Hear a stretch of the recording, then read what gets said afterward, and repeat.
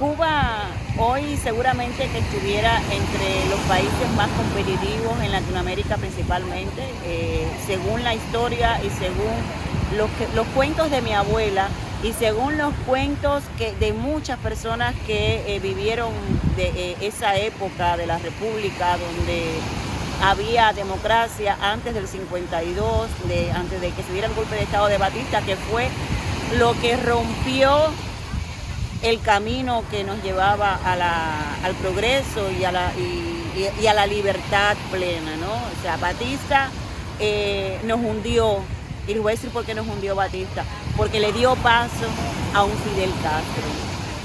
Ese golpe de Estado en Cuba dio paso a la dictadura comunista cubana, dio paso a la mentira, al engaño y a todo lo que hay hoy en Cuba, la doble moral, la poca dignidad, a la pobreza, la miseria. Eso es lo que hay hoy en Cuba. Lamentablemente los cubanos que hemos nacido después del triunfo del comunismo, porque la revolución triunfó, pero la traicionó Fidel Castro en el 1961 cuando se declaró comunista.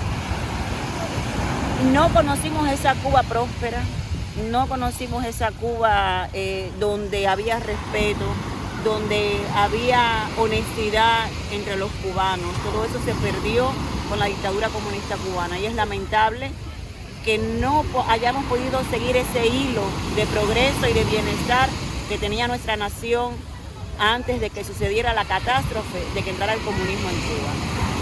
En función de eso, todos tenemos personalmente nuestros criterios y nuestra visión de lo que sería un escenario futuro para Cuba, con una palestra de colores inmensa, con toda la diversidad que puede concebirse en el espectro político, o sea, que puedan permitirse todas las opiniones y todas las creencias.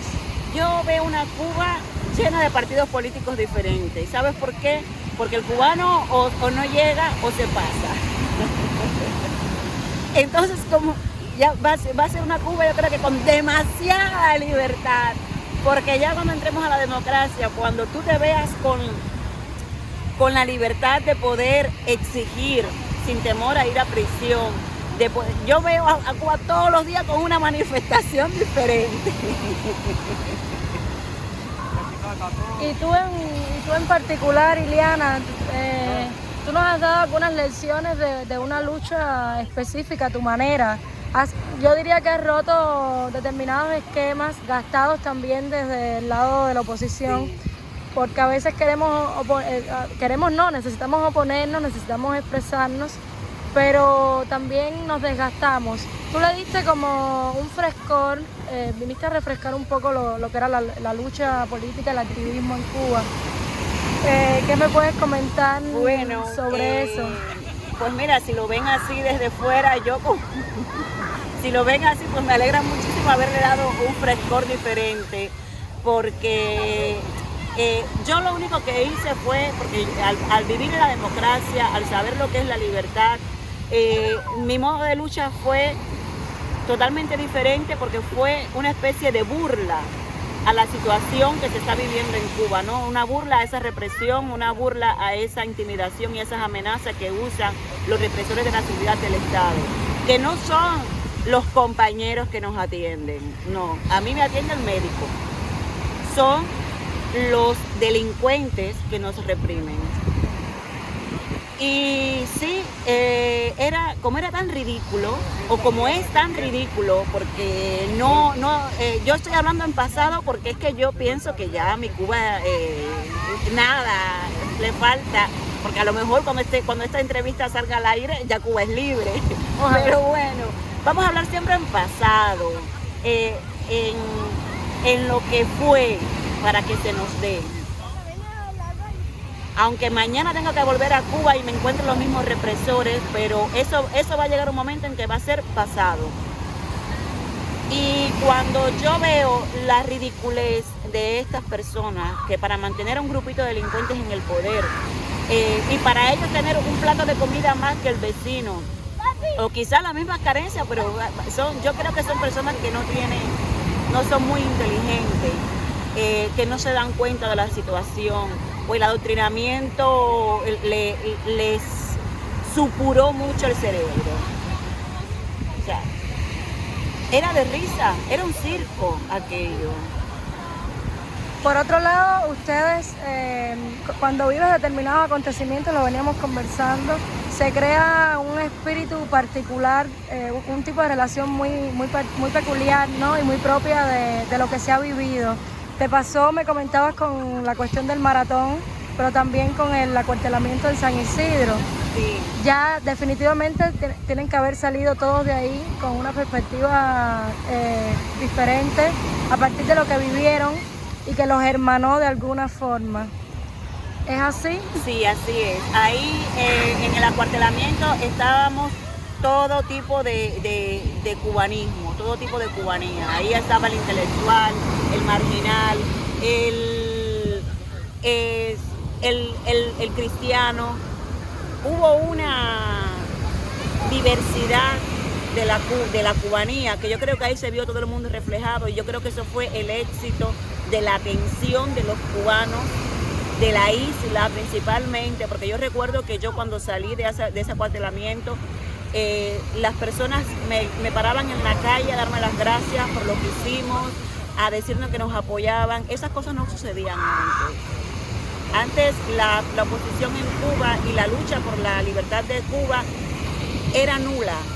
O sea, las personas no conocían lo que se estaba haciendo por la libertad de Cuba. Y tenemos que dar gracias a Internet que se pudo hacer eso. Tenemos que dar gracias a la tecnología a la que la dictadura estuvo obligada a tener en Cuba, porque ya el mundo está totalmente con la tecnología y funciona con la tecnología. Y eso fue lo que obligó a la dictadura dar paso a Internet en Cuba. Y gracias a eso es que estamos viendo la realidad, la lucha de Cuba desde hace 63 años, porque esto no empezó el 16 de noviembre cuando nos acuartelamos nosotros en San Isidro. Esto empezó el 1 de enero de 1959. Esto empezó cuando Fidel Castro se mostró dictador y tirano. Esto no empezó el otro día. Finalmente te quería preguntar también cómo ha sido para ti, cómo has sentido, cómo lo sentiste desde el momento en que pudiste salir de Cuba ya finalmente, después de haber vivido todas estas experiencias de acoso cotidiano, de represión, sí, de que del CDR salieran incluso, y de la FMC, fueran mujeres, hombres a tu casa, en las afueras de tu casa, y allí te intentaran hacerte un acto de repudio del que tú finalmente sales hasta airosa. Bueno, el acto de repudio la verdad que fue lo de menos, para mí fue lo de menos, ¿no? Lo más horroroso fue la vigilancia las 24 horas del día, la cámara en la esquina de tu casa. Lo más traumático yo creo que fue eso, el no poder salir de tu casa, el saber que cuando vayas a salir te van a secuestrar, te van a llevar a una estación de policía, te van a tener ahí horas o incluso hasta el día siguiente, el no poder salir de tu casa. Esa situación es bastante traumática realmente. Ellos aún así no consiguieron que yo claudicara como ellos querían, ¿no? Y yo creo que lo que les rompió a ellos los esquemas fue mi aparición el 15 de noviembre en Centro Habana, estando vigilada las 24 horas del día. El verme allí y ellos esperándome en mi casa con 4 patrullas y más de 15 personas para hacerme un acto de repudio, y yo aparecer en La Habana, eso los descolocó a ellos tanto que yo creo que ya dijeron, pasamos, ¿no? O sea, ya nos rendimos. Dejaron de vigilarme, bueno, por lo menos esa vigilancia diaria de yo ver lo que están ahí. Yo salía y no me los encontraba por ninguna parte, y Yo creo que eso fue el 15 de noviembre lo que ya los hizo a ellos claudicar realmente. Y cuando yo me subí en ese avión y vine para España, siempre diciendo que estoy en España el tiempo que no pude estar por los 4 años que estuve regulada en Cuba. O sea, yo voy a estar el año y medio, porque recuerden que mi plan de vida era estar 6 meses en España y 6 meses en Cuba. La dictadura me reguló y voy a disfrutar de ese año y medio que le dio un parón a mi vida, que le dio un estancamiento. Entonces voy a vivir ese año y medio que me debe la dictadura. Está muy bien, está muy bien. Sí, sí, y bueno, esa precisión que siempre haces de decir, no estoy exiliada. No, no estoy Yo exiliada. tengo doble ciudadanía, España es mi segunda patria y cuando necesite volver a Cuba lo intentaré. Esa es tu Claro. filosofía. La lucha entonces continuaría. Claro. Hombre, a mí han dicho españoles que esperan que dentro de un año y medio, cuando yo regrese a Cuba, que a lo mejor tengo que regresar antes porque ya la dictadura ya acabó, porque eso ya no da más, o sea, ya eso no da para más. Ya ellos tienen que tirar los guantes ya y decir ya, porque es que, ¿qué es lo que hay allí? ¿Qué toca allí? Toca la libertad, toca a las personas independizarse, emprender, hacer negocios, enriquecerse. Porque Cuba podría ser un país rico porque los cubanos lo hemos demostrado en el mundo entero. Ellos no permiten que el cubano progrese, que el cubano acumule riquezas. Si tú no acumulas riqueza, ¿cómo lo vas a repartir? Porque si yo tengo $100,000 y esos $100,000 a mí de mi negocio y viene un cubano con una buena idea, yo no voy a ayudar a ese cubano para que monte su negocio y para ser socio. Ese cubano crece y yo también crezco. Pues eso es lo que hay que hacer. Y un mensaje final para, bueno, vimos lo que ocurrió ayer, es una catástrofe tras otra. Sí. Cuando piensas que ya desde algún punto de vista se puede hablar de una situación estable, viene otro evento. Otro evento. O sea, estamos de momento pidiendo por la libertad de los presos políticos, que esa es una lucha diaria Sí. que se mantiene, pero de pronto siguen ocurriendo hechos que... Lo de ayer se podía haber evitado. Porque si hubo un escape de gas, como están diciendo, el escape de gas pasó porque las tuberías del gas no estaban en condiciones. Y más en esa zona de La Habana Vieja, que están todos los edificios de maneras ya en plan derrumbe. Y lo que pasó en La Habana, en el Saratoga, se podía haber evitado.